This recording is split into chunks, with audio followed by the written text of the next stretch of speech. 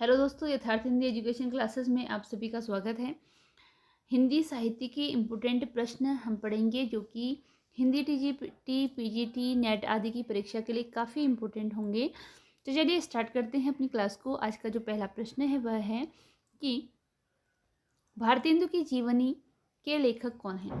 भारतेंदु की जीवनी ये एक विधा का नाम है, ठीक है। भारतेंदु की जीवनी, भारतेंदु की जीवनी यह एक रचना का नाम है।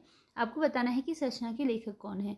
ऑप्शन है निराला, शुक्ल, ब्रजरत्न दास या बालमुकुंद गुप्त। राइट आंसर बताना है आपको, तो बताइए कि क्या होगा इसके लिए राइट आंसर।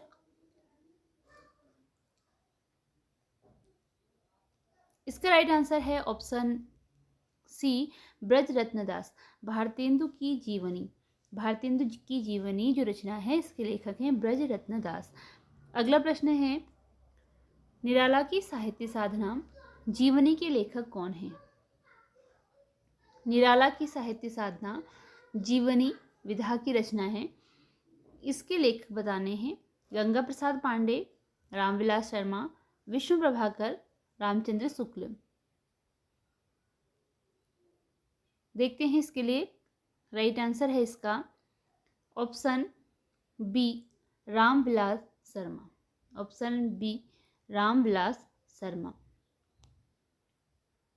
निराला की साहित्य साधना जो कि जीवनी विधा की रचना है, इसके लेखक हैं रामविलास शर्मा। अगला प्रश्न है, अपनी कैफियत किसकी आत्मकथा है। अपनी कैफियत आत्मकथा विधा की रचना है। अपनी कैफियत तो किसकी है आत्मकथा है बतानी है। हरे कृष्ण प्रेमी, धर्मवीर भारती, उग्र, जैनेन्द्र। इसके लिए राइट आंसर ऑप्शन डी है, जैनेन्द्र। अपनी कैफियत जो आत्मकथा है यह जैनेन्द्र की आत्मकथा है। ऑप्शन डी राइट आंसर है। अगला क्वेश्चन है, निम्नलिखित पंक्तियों के साथ उनके कवियों का नाम सुमेलित कीजिए। इन पंक्तियों के साथ उनके कवियों का नाम सुमेलित करना है। इसके लिए राइट आंसर ऑप्शन सी है। ऑप्शन सी, ए का साई के सब जीव हैं, कीरी कुंजर दोई। इसके जो यह पंक्ति है यह लिखी है कबीरदास जी ने। देसिल बैना सब जन मिठा, यह पंक्ति लिखी है विद्यापति ने। भूषण बिनु विराजई कविता वनिता मित, यह पंक्ति है केशोदास की। नैन नचाए कही मुस्काए लला फिर अइबो खेलन होरी, यह पंक्ति है पद्माकर की। तो साई के सब जीव हैं, कीरी कुंजर दोई पंक्ति कबीरदास जी की है।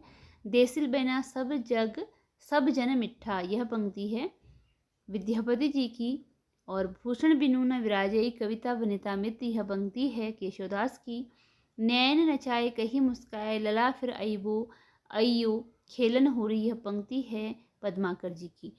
अगला प्रश्न है, घुमक्कड़ शास्त्र रचना जिसमें घुमक्कड़ों के मार्गदर्शन हेतु अपने जीवन के यात्रा अनुभवों का निचोड़ सामने रखा है, यह किसकी रचना है। घुमक्कड़ शास्त्र तो यह किसकी रचना है यह बताना है। और इसके लिए राइट आंसर ऑप्शन ए है, सांकृत्यायन जी, यानी कि राहुल सांकृत्यायन। राहुल सांकृत्यायन की रचना है घुमक्कड़ शास्त्र। अगला क्वेश्चन है, रास्ता अपना रास्ता लो बाबा।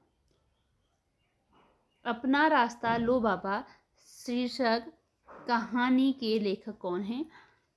अपना रास्ता लो बाबा यह कहानी विधा की रचना है।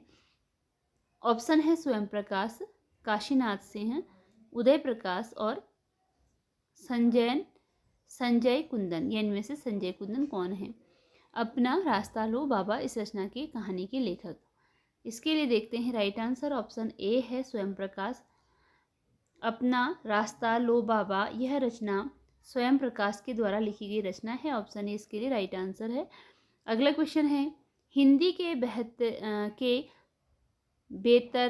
बेतरतीब वार्तालाप, बेढंगी परिस्थितियों और अपरिचित पात्रों को लेकर नाटक लिखने वाले पहले लेखक हैं। हिंदी में बेतरतीब वार्तालाप, बेढंग परिस्थितियों और अपरिचित पात्रों को लेकर नाटक लिखने वाले पहले लेखक का नाम बताना है। ऑप्शन है ask, Mohan Rakesh, Bhubaneswar, Jagdish Chandra Mathur. Right answer है इसके लिए option B, Mohan Rakesh. Option B इसके लिए राइट आंसर है, मोहन राकेश। अगला प्रश्न है, रघुवीर सहाय ग्रंथावली कितने खंडों में विभक्त है? रघुवीर सहाय ग्रंथावली कितने खंडों में विभक्त है? कितने खंडों में यह बटी हुई है यह बताना है। 4, 6, 8 या 10। इसके लिए राइट आंसर ऑप्शन बी है, 6 खंडों में यह विभक्त है रघुवीर सहाय ग्रंथावली। ऑप्शन बी राइट आंसर है, 6 खंडों में विभक्त है रघुवीर सहाय ग्रंथावली। अगला प्रश्न है, नई धारा के द्वितीय उत्थान काल का एकमात्र उपन्यासकार शुक्ल ने किसे माना है? नई धारा के द्वितीय उत्थान काल का एकमात्र उपन्यासकार शुक्ल ने किसे माना है? किशोरी लाल गोस्वामी को, ब्रजनंदन सहाय को, अयोध्या सिंह उपाध्याय को या देवकी नंदन खत्री को? इसके लिए राइट आंसर है ऑप्शन ए, किशोरी लाल गोस्वामी को। नई धारा के द्वितीय उत्थान काल का एकमात्र उपन्यासकार शुक्ल जी ने ऑप्शन ए, किशोरी लाल गोस्वामी जी को माना है। अगला प्रश्न है, प्रेम पथिक का ब्रजभाषा स्वरूप कौन सी पत्रिका में प्रकाशित हुआ? प्रेम पथिक जो रचना थी यह प्रसाद की रचना थी। तो इसका ब्रजभाषा में स्वरूप, यानी कि पहले यह ब्रजभाषा में लिखी गई थी, बाद में इसकी भाषा खड़ी बोली कर दी गई थी। तो ब्रजभाषा स्वरूप कौन सी पत्रिका में प्रकाशित हुआ था? इंदु में, सरस्वती में, प्रभा में या विशाल भारत में? इसके लिए राइट आंसर है ऑप्शन ए, इंदु। प्रेम पथिक का ब्रजभाषा स्वरूप पहले इंदु पत्रिका में प्रकाशित हुआ था। अगला प्रश्न है, हिंदी के अधिकांश अलंकार ग्रंथ संस्कृत के किन 2 ग्रंथों के अनुकरण पर रचे गए हैं? हिंदी में अधिकांशतः जो अलंकार ग्रंथ लिखे गए हैं वह संस्कृत के किन ग्रंथों के अनुकरण पर, यानी कि किन ग्रंथों के आधार पर, उनमें से ही चीज़ें लेकर लिखे गए हैं? ऑप्शन है ए, कुवलयानंद चंद्रालोक, चंद्रालोक साहित्य दर्पण काव्य प्रकाश, कुवलयानंद और काव्य प्रकाश। तो किन 2 ग्रंथों को आधार बनाकर या फिर किन 2 ग्रंथों के आधार पर लिखे गए हैं? इसके लिए राइट आंसर ऑप्शन ए है, कुवलयानंद और चंद्रालोक।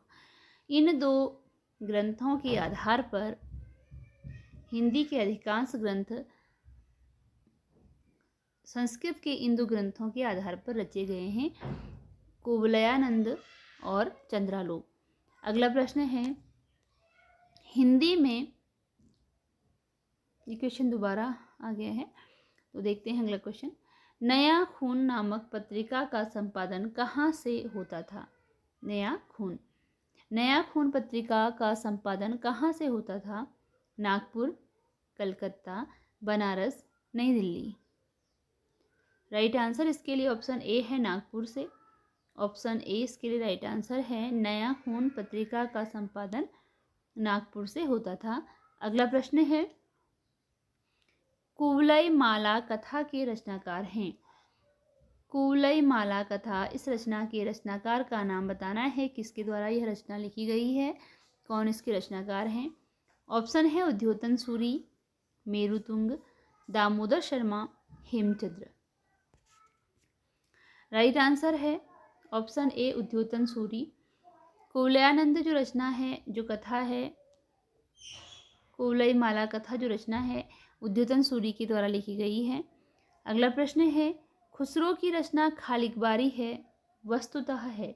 तो खुसरो की रचना खालिकबारी यह क्या है, किस प्रकार का ग्रंथ है? पहेलियों का संकलन है, मुकुरियों का संकलन है, फारसी हिंदी संकलन है या मनोरंजन परक रचना है? तो खालिकबारी में क्या चीज है संकलित?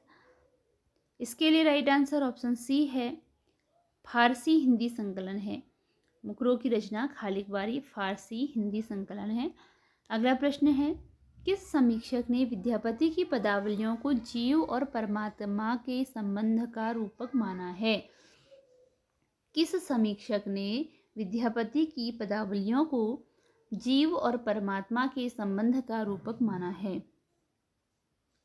हजारी प्रसाद द्विवेदी, आनंद कुमार स्वामी, शिव प्रसाद सिंह, राम बख्शी बेनीपुरी। किस समीक्षक ने विद्यापति की पदावलियों को जीव और परमात्मा के संबंध का रूपक माना है? इसके लिए राइट आंसर ऑप्शन बी है, आनंद कुमार स्वामी ने। आनंद कुमार स्वामी ने विद्यापति की पदावलियों को जीव और परमात्मा के संबंध का रूपक माना है। अगला प्रश्न है, सरस्वती पत्रिका के प्रथम संपादक हैं। सरस्वती पत्रिका के प्रथम संपादक कौन? महावीर प्रसाद द्विवेदी, प्रताप नारायण मिश्र, बाबू श्याम सुंदर दास, ठाकुर शिव प्रसाद सिंह। इसके राइट आंसर ऑप्शन सी है, बाबू श्याम सुंदर दास सरस्वती पत्रिका के प्रथम संपादक थे। बाबू श्याम सुंदर दास, ऑप्शन सी राइट आंसर है। अगला प्रश्न है, मुस्काता चांद ज्यों धरती पर रात भर में बिंब विधान है। मुस्काता चांद ज्यों धरती पर रात भर में बिंब विधान क्या है? श्रव्य बिंब है, चाक्षुष बिंब है, स्पर्श बिंब है या कोई नहीं? इसके लिए राइट आंसर ऑप्शन बी है। यह जो है मुस्काता चांद ज्यों धरती पर रात भर, इसमें ऑप्शन बी यानी कि चाक्षुष बिंब है। अगला प्रश्न है, सहर्ष स्वीकारा है कविता में संबोधन हुआ है। सहर्ष स्वीकारा है इस कविता में किसको लेकर संबोधन हुआ है, किस पर किया गया है? पत्नी को, प्रिया को, माँ को या अज्ञात आलम्बन? इसका राइट आंसर है ऑप्शन डी, यह अज्ञात आलम्बन है। सहर्ष स्वीकारा है यह कविता, अज्ञात आलम्बन इसमें है। अगला प्रश्न है, किसकी पंक्ति है? गिरा अर्थ जल बीच सम कहियत भिन्न न भिन्न। यह पंक्ति किसकी है? गिरा अर्थ जल बीच सम कहियत भिन्न न भिन्न। अग्रदास की, रैदास की, रामानंद की, तुलसीदास की। यह पंक्ति बतानी है कि किसकी है। इसके लिए राइट आंसर ऑप्शन डी है, यह पंक्ति है तुलसीदास की। गिरा अर्थ जल बीच सम कहियत भिन्न न भिन्न, तुलसीदास की पंक्ति है। अगला क्वेश्चन है, मुक्तिबोध दिग्विजय महाविद्यालय राजनंदगांव में सेवारत थे। प्राचार्य के रूप में, अंग्रेजी विभागाध्यक्ष के रूप में, हिंदी विभागाध्यक्ष के रूप में या इनमें से कोई नहीं? इसके लिए राइट आंसर है ऑप्शन बी, अंग्रेजी विभागाध्यक्ष के रूप में।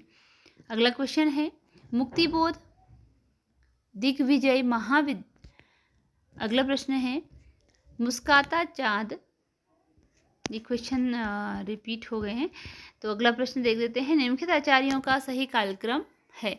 इन आचार्यों का सही कालक्रम बताना है, किस प्रकार इनका सही कालक्रम है। सुकरात, प्लेटो, अरस्तु, होरेस। प्लेटो, सुकरात, होरेस, अरस्तु। अरस्तु, सुकरात, प्लेटो, होरेस, अरस्तु, सुकरात, प्लेटो। इसके लिए राइट आंसर ऑप्शन ए है, सुकरात, प्लेटो, अरस्तु, होरेस। अगला प्रश्न है, रामचरितमानस के इन कांडों का सही क्रम है। तो रामचरितमानस में जो कांड दिए गए हैं उनमें से इन कांडों का सही क्रम बताना है। राइट आंसर इसके लिए ऑप्शन बी है। पहले अरण्य कांड है, किष्किंधा कांड है, सुंदर कांड है और लंका कांड है। रामचरितमानस में कांडों की संख्या कुल 7 कांड हैं। तो पहले बाल कांड आता है, फिर अयोध्या कांड आता है, उसके बाद अरण्य कांड, किष्किंधा कांड, सुंदर कांड, लंका कांड, और जो लास्ट में आता है वह आता है उत्तर कांड। तो इस प्रकार इनकी कुल संख्या 7 होती है। बाल कांड, अयोध्या कांड, अरण्य कांड, किष्किंधा कांड, सुंदर कांड, लंका कांड और उत्तर कांड। अगला प्रश्न है, उक्त पंक्तियों को उनके आचार्यों के साथ सुमेलित कीजिए।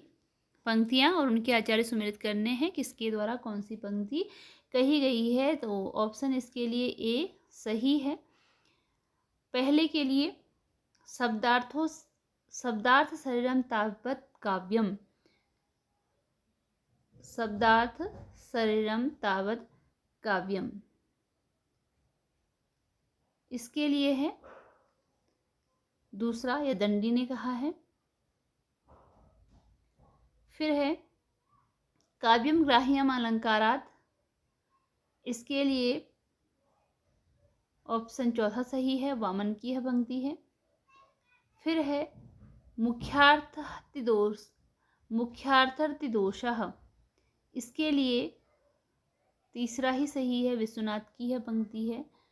और डी वाले के लिए कि करोति कीर्ति प्रीतिम च साधु काव्य निबंधनम, यह पंक्ति कही गई है भामह के द्वारा। अगला प्रश्न है कालक्रम के अनुसार निराला की इन रचनाओं को लगाना है सही क्रम में। गीतिका है परिमल कुमकुम गीतिकुंज, तो कौन सी इसमें राइट होगी, देखते हैं इसके लिए आंसर। इसका राइट आंसर ऑप्शन सी है, परिमल गीतिका कुमकुम गीतिकुंज। इनके प्रकाशन वर्ष के अनुसार इसका यह कालक्रम सही है, परिमल गीतिका कुकुरमुत्ता और गीतकुंज। अगला प्रश्न है गाथा कहने से किस लोक प्रचलित काव्य भाषा का बोध होता है। गाथा कहने से किस लोक प्रचलित काव्य भाषा का बोध होता है, ऑप्शन डी राइट आंसर है, प्राकृत। अगला प्रश्न है बरवे रामायण में कितने बरवे हैं। बरवे रामायण यह तुलसीदास जी की रचना है। क्योंकि इसकी रचना बरवे छंद में हुई है, इसलिए इसे बरवे रामायण कहा गया है। यह रामायण ही है जो कि बरवे छंद में लिखी गई है। तो कितने बरवे इसमें यूज हुए हैं बताना है। राइट आंसर ऑप्शन बी है, 69 बरवे। कितने बरवे हैं, 69 बरवे हैं। अगला प्रश्न है शमशेर बहादुर सिंह ने चित्रकला की शिक्षा प्राप्त की। शमशेर बहादुर सिंह ने चित्रकला की शिक्षा किससे प्राप्त की। राइट आंसर है इसके लिए ऑप्शन बी, उकील बंधुओं से शमशेर बहादुर सिंह ने चित्रकला की शिक्षा प्राप्त की।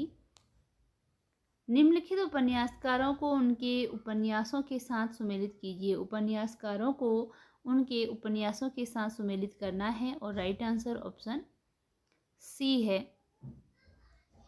संजीव।